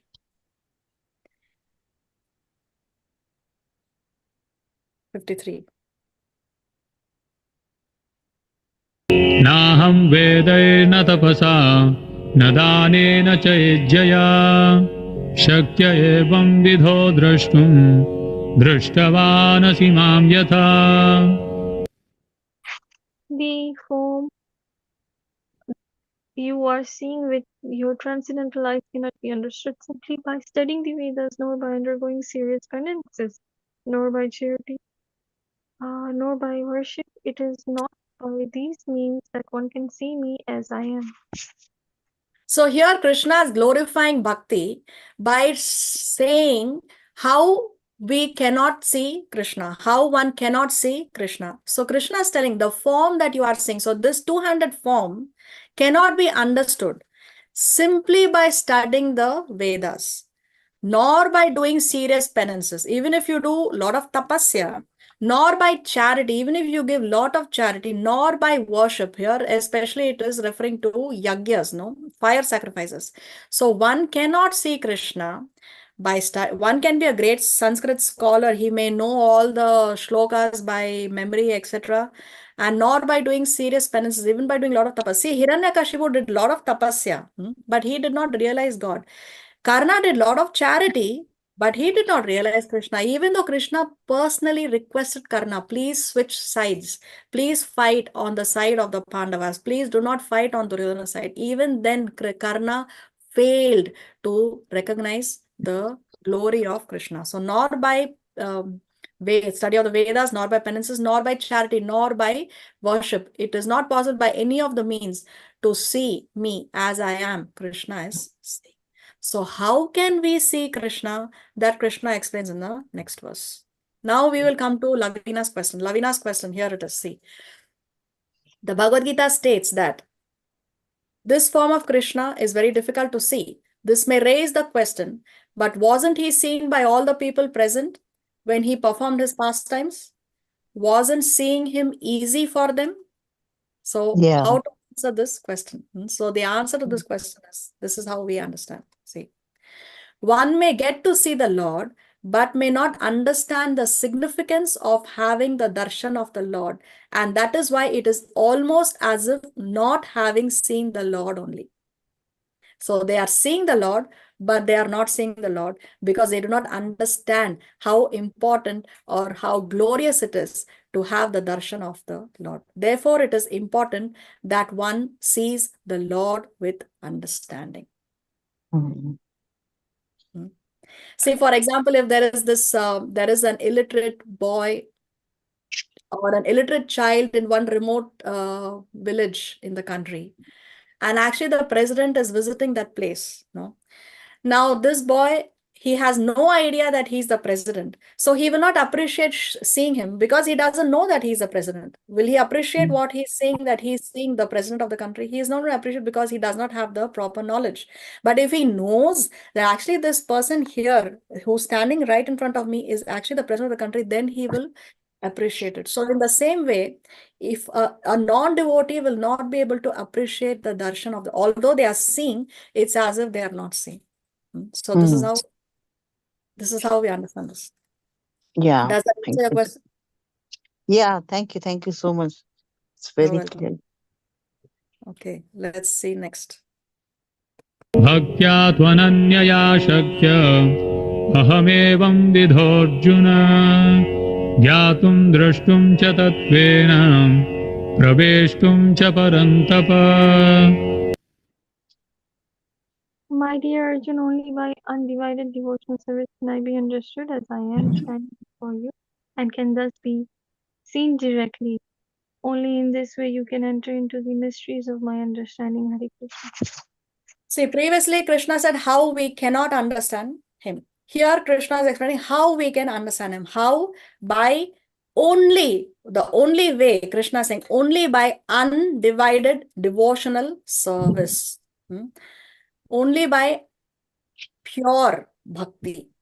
Ananya means there is nothing else mixed. No, there is no other conception. Don't bring in karma kanda, don't bring in jnana, don't bring in dhyana. There is no other way. The only way that we can understand God is by bhakti, is by devotional service. So, my dear Arjuna, only by undivided, so not only devotional service, but undivided devotional, pure devotional service, not mixed with jnana or karma or dhyana, not mixed with anything else. Only by undivided devotional service, pure devotional service, can I be understood as I am standing before you, and thus can be seen directly. Only in this way you can enter into the mysteries of my understanding. So, bhakti, bhakti, bhakti. And what kind of bhakti? Pure bhakti, ananya bhakti, pure undivided devotional service is the way to understand Krishna, is the way to solve the mystery. Now, last verse of this chapter and last verse of the day. See, God is not a concept to be learned. He's a person to be loved. So that's the reason why Krishna says undivided devotional service. Because when there is service, there is love automatically. See, if you have a child, no, and you will see the child will automatically be more close to that parent that is rendering more service to the child. So usually it's the mother, because the mother is the one who does more service for the child. No, it's the mother who takes care more of the child than the father. Usually that's the thing. But if there is a case where it's the father who is doing more service for the child, then the child gets more attached to the father. So wherever there is service, there is love. Wherever there is service, there is love. So what kind of service? Undivided devotional service. So the heart has to be involved. One may be giving a lot of charity, but where is the heart involved in that? No, in the case of Karna, one may do a lot of yagyas, or one may do a lot of tapasya. One may say, okay, I'm going to only survive on milk. I'm not going to consume anything else. But if your heart is not involved, then where will there is no question of understanding Krishna. So God is not a concept to be learned. He's a person to be loved. He's a person. He's a person like you and me, only that he's the supreme person. He's Purusha. He's a person, but he's Purushottama. He's the topmost person. So therefore, the heart has to be involved when it comes to understanding Krishna. So Krishna is beyond the range of the head. Yes, we say so many times that Krishna is achintya. He is inconceivable. You cannot understand. So definitely Krishna is beyond the range of the head. He is ananta. He is unlimited, and our intelligence, no, is very, very limited. Our head we cannot fathom the extent of the glories of Krishna. But at the same time, he is not beyond the reach of the heart. He definitely reciprocates. If we take one step, he will take several more steps towards us. Krishna reciprocates in proportion to our surrender. So he's beyond the range of the head, but not beyond the range of the heart. Krishna extends his hand towards you. Hold it tightly. Hold it tightly. Don't let go. Don't let go. Srila Prabhupada writes in the purport that Lord Chaitanya was appreciated by Rupa Goswami as the most munificent man of charity. So Chaitanya Mahaprabhu he was said to be the most charitable man. Most charitable man. What is the thing that he gave away in charity? Hare Krishna Mahamantra, love. The Hare Krishna Mahamantra, or the love of Godhead. No, very freely he distributed the Hare Krishna Mahamantra. See, this Hare Krishna Mahamantra previously was not revealed to everyone. It was a secret mantra, and only the most qualified people would receive it. But what Lord Chaitanya Mahaprabhu did, no, Lord Chaitanya Mahaprabhu is none other than Krishna in the mood of Srimati Radharani. He is the combined form of Krishna and Srimati Radharani.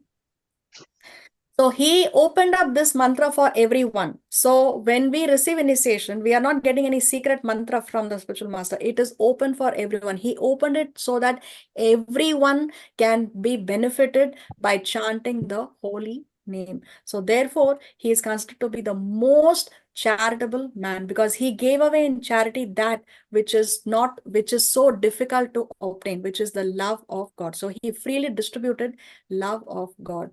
He freely distributed the Hare Krishna mantra by which we can attain love of God. Now the last verse of the day and of the chapter. Matkarma krit matparamo madbhaktas sangavarjitah nirvairah sarvabhuteshu yah samameti pandava.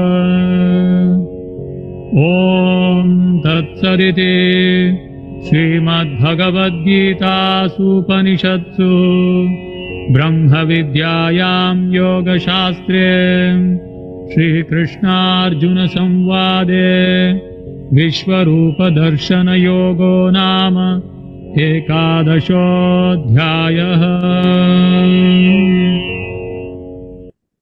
My dear Arjun, he who engages in Hacemos la meditation. guía, alcanzamos a hacer la guía, así que va a estar súper bien. My Y dear me Arjun, One second, un poco de lo que he explicaba la profesora, porque One eso lo second, vimos. hold on. Sí, es que en la guía que nos dieron ahora, hoy, bueno, ayer, There's something played by default. I'm sorry. Now. My dear Arjun, he who engages in my pure devotional service free from the contamination of fruitive activities and mental speculation, he who works for me and who makes me the supreme goal of his life, and who is friendly to every living being, is suddenly comes to me. Hare Krishna. So again, Krishna is explaining how we can attain him. So first of all, Krishna is saying he certainly comes to me. So again, Krishna is establishing that he is the supreme goal, no, comes to me. So going to Krishna is the supreme goal for every living entity. There cannot be a goal higher than that. So how to attain that? He who engages in my pure devotional service. So first of all, the central point is we have to engage in pure devotional service. Not do seva, but expect something in return. Pure, out of love. Spontaneous, no? Spontaneous devotion. Pure devotional service. Then free from contaminations of fruitive and mental speculation. So see, when we speak about cleanliness, there are two kinds of cleanliness, external and internal. No? Now, internally, what contaminations? Externally, contamination is, of course, the dirt, the dust, the viral or the bacteria or whatever, which can be cleansed by having a bath. But internal contaminations are what? Fruitive activities that we do expecting something in return, expecting the fruit, no? So fruitive activities and mental speculation, just thinking that, oh, maybe it is like this, maybe it is like that, this cannot be true, that is nonsense, this is not possible, this is all mental speculation, no? Not accepting guru, sadhu, shastra as it is, no? So that is mental speculation, bringing in our own conceptions. So one has to be free from these internal contaminations of fruitive activities and mental speculation. He who works for me, we have to work for Krishna. The mat karma krin, engage in doing my work, Krishna says. So work for Krishna and make him the supreme goal. Mat paramo. So make Krishna as the supreme goal of life. Okay, mat karma krin is work for me. Mat paramo, make Krishna the supreme goal. Mat bhakta, engage in my pure devotional service. Sangha varjitaha. Sangha varjitaha, be free from the contamination of fruitive activities and mental speculation, which we just discussed. And nirvaira, friendly to every living entity. Vaira means enemy, and nirvaira means one who has no enemies. So one is friendly to every living entity. One does not have any enemies. So if you follow these 5 principles, Krishna says, then you can certainly come to me. So what are the 5 things? Mat karma krin, mat paramo, mat sangha varjitaha, and nirvaira. Engage in my pure devotional service. Be free from the contamination of fruitive activities and mental speculation. Work for me. Make me the supreme goal and be friendly to every living entity. So don't have any enemies. Such a person will certainly come to me. Now one may ask, Krishna is telling Arjuna, don't have any enemies, but then he has to fight. So there are some people on the opposite side, and he's saying that you should not have any enemies. So how to understand this? How to understand this?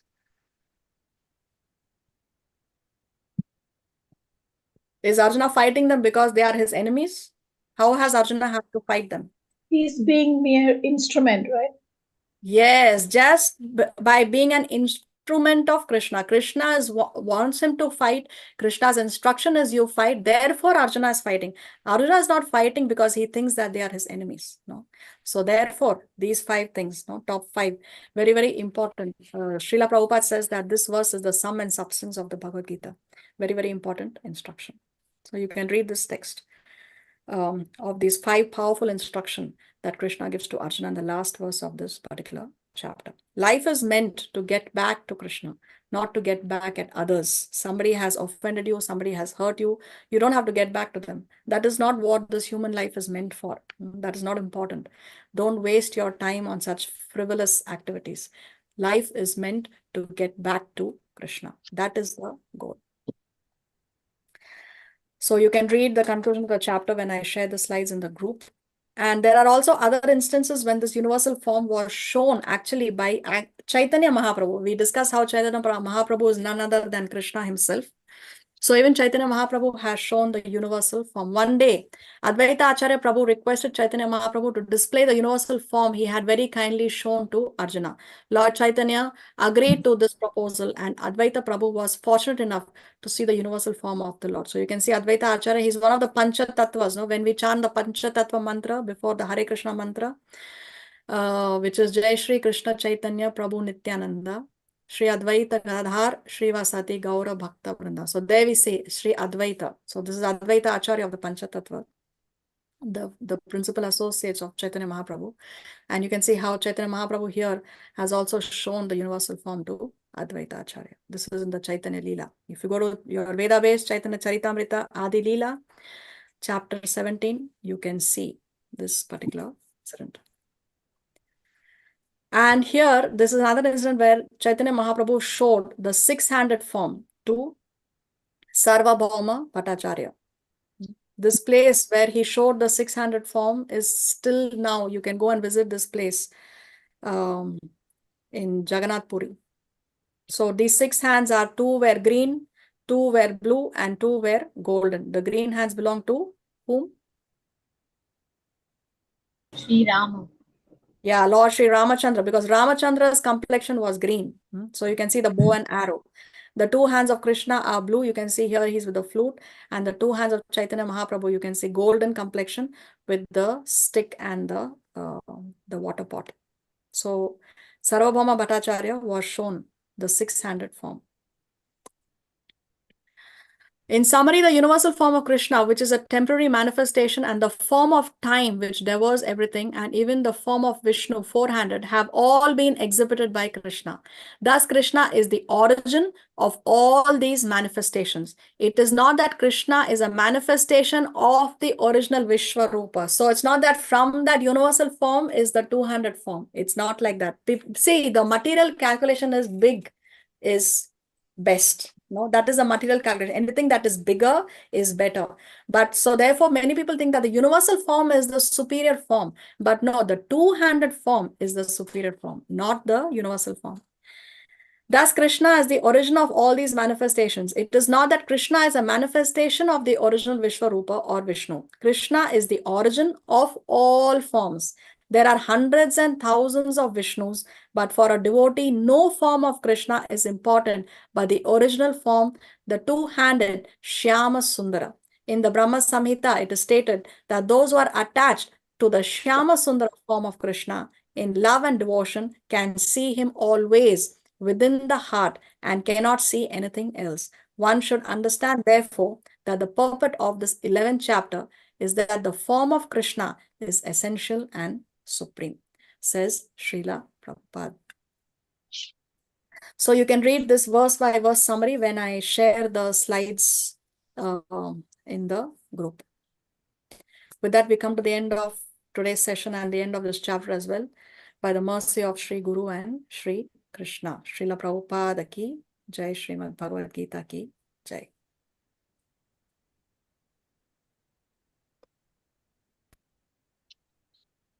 Do we have any questions or comments? Mataji, I was thinking of the mood of Arjuna while fighting. So if he doesn't have any enmity, then while shooting the arrows also we should have some rage towards the opposing army. So how did he develop that mood like? Yeah, so the rage and anger also can be transcendental in the service of Krishna. That rage was because Arjuna saying that this is my service to Krishna that I have to kill. So therefore he brings in that rage. Just as how Hanuman was angry when he burned down Lanka. But Hanuman did it as a service to Lord Ram. So that rage and anger also can be Krishnaized by having the mentality that this I am doing in the service of Krishna. What is your consciousness? What is it that you are thinking? That is what matters. What is your intention? That's what matters. Does it answer your question?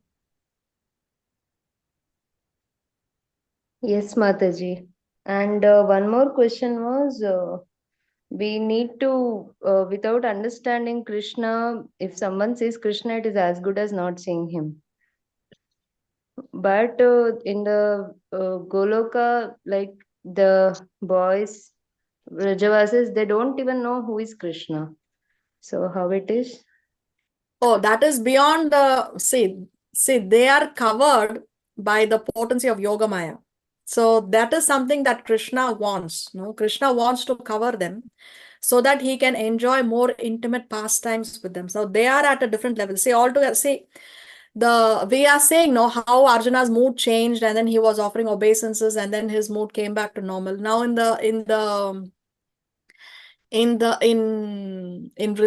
the Gopas and the Gopis, they also cannot see Krishna as a supreme personality of God, but the reason for that is different. Reason for that is they are so pure, they are at the level of spontaneous devotion, no, spontaneous. Their love for Krishna is spontaneous. So they are at such a advanced level. They are such pure. They are the purest of the pure devotees. So therefore, Krishna wants to enjoy more intimate pastimes with them. So their rasa is topmost. Their rasa is topmost. Therefore, it is purposely their vision or their understanding is purposely covered by Krishna to enjoy intimate pastimes with the Lord. So they are not like these other demons who are disobeying the orders of the Lord.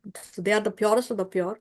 And therefore, Krishna wants to enjoy intimate pastimes. And therefore, that arrangement is made that they forget that Krishna is God, so that the intimate pastimes can be enjoyed with them. Give me a minute. I have a phone call. 1 second.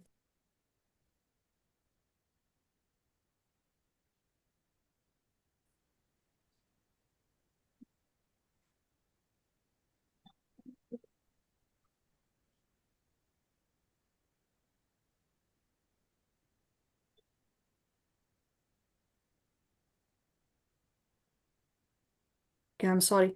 I had to take the call. Okay. Mataji, can I ask you a question about the universal form that Arjun had seen in the Yes. Kurukshetra war? He Yes. did not want to see that. Krishna himself wanted him to see it, right? He was only seeing it for his own satisfaction, to satisfy Krishna, right? For the public. So the in future public will not have some problems as assembling like that in their minds that Krishna is God. So, but he didn't have a personal choice. Like Krishna himself said to him that now I will show you my universal form, right? What happened in the Bhagavad Gita is Arjuna requested Krishna to show the universal form. See, Krishna described his opulences in chapter 10. So Krishna had told Arjuna that I pervade the entire universe. No, and then Arjuna said, I want to see that form by which you pervade the entire universe. And then Krishna showed the universal form upon Arjuna's request. So this is what happens in the Bhagavad Gita. But of course, internal understanding, we know that Arjuna is not interested actually to show the universe, to see the universal form. Neither is Krishna interested to show the universal form. But this arrangement was made so that for the sake of the future generations, if any doubts are there, any questions are raised, for the sake of removing their doubts and concerns, this whole arrangement was made. But in the Bhagavad Gita, if you see the sequence, Arjuna requests Krishna to show the form by which he pervades the entire universe, which Krishna did show, but Krishna showed the Kala Rupa, which yes, Arjuna did not request. That yes is correct. Arjuna did not request to see the Kala Rupa, but Krishna showed it. Oh, so But he basically, wanted, yeah, go ahead, Mataji. sorry, No, please talk. but I wanted to. he Arjuna wanted to see the universal form or no? Yeah, he wanted wanted to see the universe. See, the universal form, there are two aspects. One is how he's pervading or entering the whole universe, how he's present in the whole universe. And the other aspect is the Kala Rupa, the destructive feature of the universal form, where all these warriors are going in the mouth, there is fire emanating from the mouth, and all these warriors are getting crushed between the teeth, and there is blood. So there are two aspects to the universal form. Arjuna requested to see the aspect by which he is pervading the universe. He did not request to see the Kala Rupa. The Kala Rupa was what Krishna showed on his own. Oh. Okay.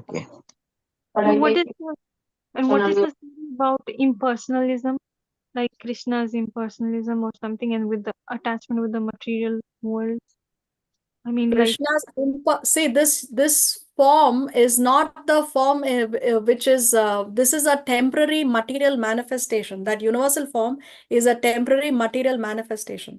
It is something that was temporarily showed in the material world. Nowhere in the spiritual world Krishna is going to be displaying this form.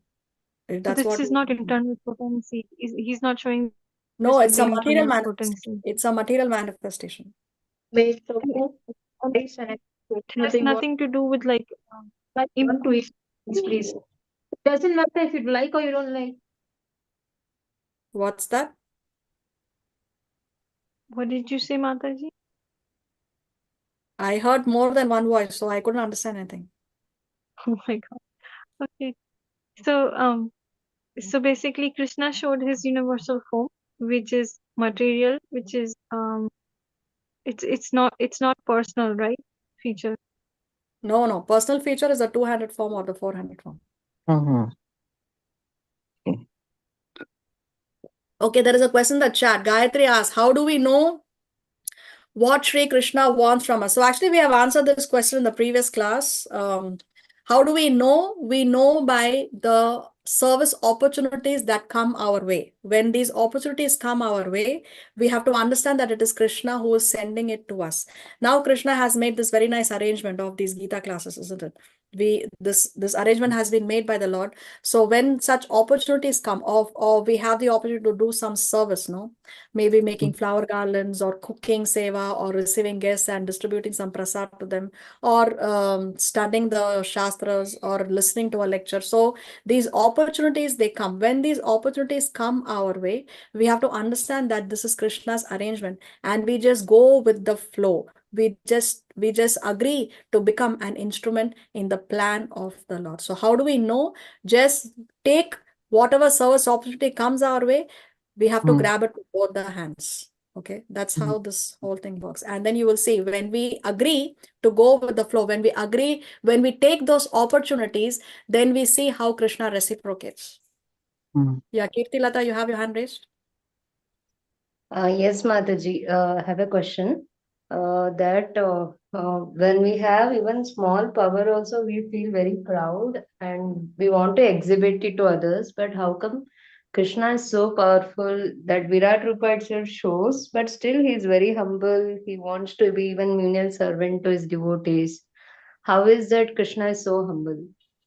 Because he's God. He is completely faultless. How can God have any faults? He's a supreme personality of Godhead, and he loves his devotees. Therefore, he takes the humble servant, humble position to become a servant of his devotee. He is God. How can he have any faults? How can he be proud? He's God, right? Mataji, I have a follow-up question. Yes. How can we practice to be humble? How can we practice to be humble is something that we say, if you feel, okay, we become humble by rendering service. The more you render service, the more we learn humility. The more you render service, the more you do seva, you serve devotees, you serve the Vaishnavas, you serve the Lord, then with service, humility comes.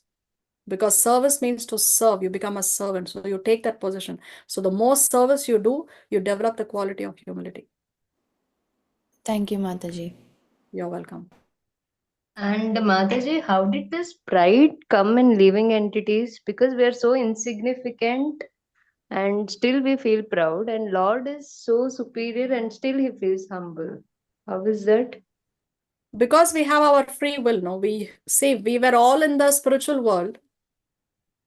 And at some point, the thought came that what would it be like to be God?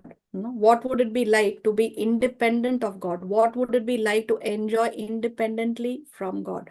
So that is coming from pride, because I want to be God. I don't want to be because in the spiritual world, we are all serving. We are all serving the Lord. But when we are thinking that what would it be like to be independent, not be a servant. So that is because of pride. That is because of ego. And therefore we fall down. And it comes because we have our free will. We all have our free will. Krishna does not force. Remember, the relationship is love. So when we misuse our independence, that thought comes, and then we fall down, unfortunately. And then, because of so many different reasons, because of association, or because of even too much of material education. See, modern education is designed in such a way that it boosts our ego. Because we think that you study well, you get a good job, people say that I'm a self-made man. How can you be a self-made man? You do not even have the power to digest your own food. We eat the food, even to digest the food, there is the Lord is present as Agni in the stomach. No, we cannot even digest what we eat. But people come up with these statements, I'm a self. So the modern education system is designed in such a way that it has completely become a godless civilization. So it all started with that small thought in the spiritual world, and then it increases because of our association, and also the modern education system, and of course also Kali Yuga is so contaminated. Therefore, we have to depend on the mercy of Guru and Krishna. So therefore, we need to always have the association of devotees, so that that pride and that ego can be cut down by rendering service. Does that answer your question? Yes, Mataji. Thank you so much. Thank you. Mataji, so there's one personal feature which is two-handed form. of Krishna. One is impersonal feature, which is the absolute truth in regards of the demigods and in regards of the nature, correct? Now, Two, what do you Krishna mean has absolute truth? No, what do you mean by absolute truth in regards of demigods? It's two contrasting statements. Krishna has two features. One is called impersonal feature, which is like the entire earth, you know, Virat Rupa. And then he has a personal feature, which is Krishna and Narayan, correct? Is that right? Wait, impersonal feature means that Krishna is not a person. So Oh, basically, impersonal feature is the Brahman effulgence that is coming out of the body. So people, the impersonalists, believe that God does not have a form. He is formless. That is basically what impersonal feature means. okay. Thank you. And personal feature means Krishna as a person, just as a person and not a person. To believe that Krishna as a person is personalist, and impersonalism means to believe that God is not a person. He's only a light, only an Okay. energy. So the absolute is in his impersonal feature, but Absolute is both personal and impersonal. Both. It is both. God is both. Krishna is a person. Krishna is also that light. That light is also coming from Krishna. So God is both personal and impersonal. Both are absolute truth are both personal and impersonal. okay. Oh yeah. So yeah, that Brahma Jyoti is Krishna, which is called impersonal feature, and then Yes. the personal feature is the material nature, correct? Personal feature is God as a person. Krishna and the two-handed form. God as is a person. Narayan form also is a personal feature. God as a person is personal feature. Oh, okay. All right. Okay. Anything else? Thank you. Mataji, one small question. Yes. So what is Arjuna's Swarup in spiritual world? Arjuna's Swarupa in spiritual world means No, is what he is in spiritual world. what is Arjuna? Arjuna is an eternal associate of Krishna. Every time, see, this is one question that is, see, on one hand, we understand that Krishna is eternally performing his pastimes in the material world. No, Krishna eternally performs his pastimes in the material world. And every time Krishna comes, his associates also come. So Arjuna is an eternal associate of Krishna. So Krishna is eternally performing his pastimes. Eternally, there is a Bhagavad Gita going on. Even now, in some planet, Krishna is speaking the Bhagavad Gita to Arjuna. So his eternal associates are always accompanying Krishna in his pastimes. So and Krishna is eternally performing his pastimes in some universe, in some planet, in the material world. So do his personal associates ever go back to Godhead? That is something that cannot be answered because it works both ways. You understand? Yeah, but also he has his before life he is Narayan Rishi, right? In the previous lifetime, he is Naran. One second.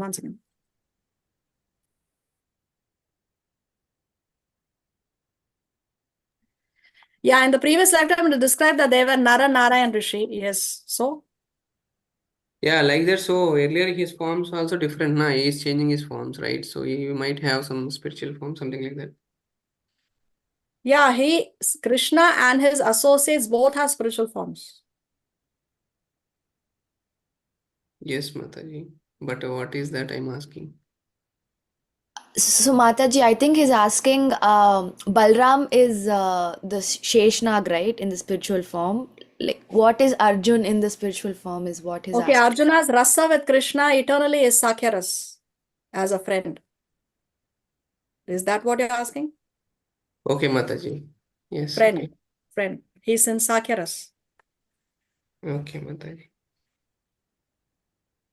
Yeah, thank you. You're welcome. Okay, so your question from the previous class, Durga Prasad, do you remember your question from the previous class? Yeah, yes, Mataji. Okay, what was your question? Can you repeat? Yeah, that all the means Even though devotees, they are crushing into his Krishna's mouth. Why, I ask? Why, how to see, how to understand that both the devotees and the non-devotees are being crushed in the teeth of the universal form, no? So I asked my Shiksha Guru, His Grace Prabhu Nirantara Dasa, he's a direct disciple of Srila Prabhupada, and he writes, he says that since they are on a battlefield, since they are all Kshatriyas, the dharma was die or win victory. I'm reading his mail, okay? So since they are on a battlefield, since they are Kshatriyas, the dharma was die or win victory. On a battlefield, all the deaths were the same because that is how a Kshatriya wants to die, clenching the teeth, trying to win to the last blow. They are not concerned with the ghastliness or horror. They are warriors. They live for this glorious end. Duryodhan, however, suffered the most at the end because he was in particular the most heinous. So this is how Prabhu Nirantara answers your question. Okay, Mataji. Fine. Okay. Anything else we need to discuss? Yeah, but Mataji, one more question. Yes, Adarsh. Is Arjuna's place is also a post like Brahma, or No, Arjuna is is not eternal? a post. That post is already taken. Eternally, he is the that is not a post. That's not a post. That is an eternal relationship that he has with Krishna. Thank you. You're welcome. So we can't become Arjuna. No, post already taken. Okay, Mataji, about that, Kirti Majan asked about qualities, like means what is that? Sure, we also have this qualities now. What is it? Not qualities. This one. What is it? Pride? Not pride. What she asked Mataji, that one. She told about that desire, independent and enjoyment and all. So anyhow, that quality also in Krishna also it should be there, na? Because whatever qualities are there in Krishna only, we will get. Yes. He is the origin. He might have that quality Yes. also, pride, everything. Nothing can exist without Krishna. So it is there in Krishna also. yes. But Yeah. so how to understand? But even though it is there Quantity in, and quality Huh? differs in quantity and quality. See, you must say something. Sometimes people argue even the evil is, if nothing can exist independent of Krishna, then even evil is coming from Krishna.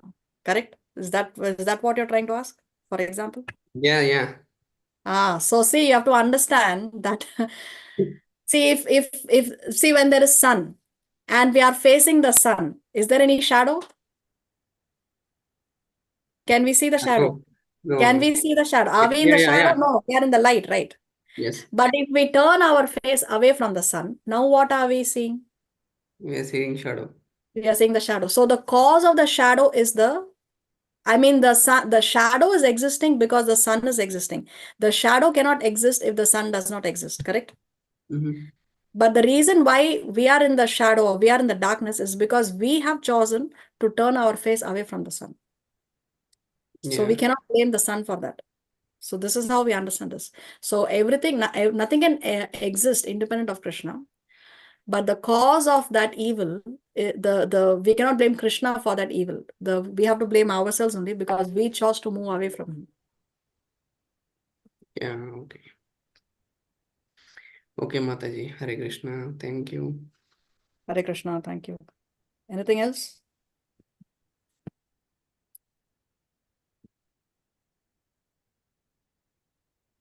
Okay, then. So see you all next Saturday if Krishna so sanctions. Till then, have a nice weekend, a nice week in Krishna consciousness. Vanchakalpataru vyascha, kripa sindhu vyayavacha, patitanam pavanebhyo, vaishnavebhyo namo namaha. Srila Prabhupada ki jai, Srimad Bhagavad Gita ki jai. Hare Krishna. Hare Krishna Mataji, Hare Dandavat Krishna. Pranam. Hare Krishna. Hare Hare Krishna, Sanam. Thank you. Hare Krishna. Thank you. Hare Krishna. Thank you. Hare Krishna.